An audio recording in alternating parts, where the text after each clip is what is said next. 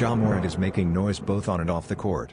After serving his 2023-24 NBA suspension, the Memphis Grizzlies star has bounced back strong, leading his team to a 3-game win streak while also taking control of his sneaker story.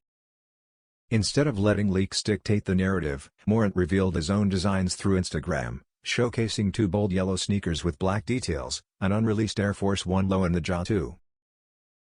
Both pairs carry his personal message, "Let me be Ja," reflecting his desire to move forward on his own terms. The sneakers form part of the upcoming Fall 2025 Let Me Be Ja capsule, adding to his growing Nike player-exclusive releases.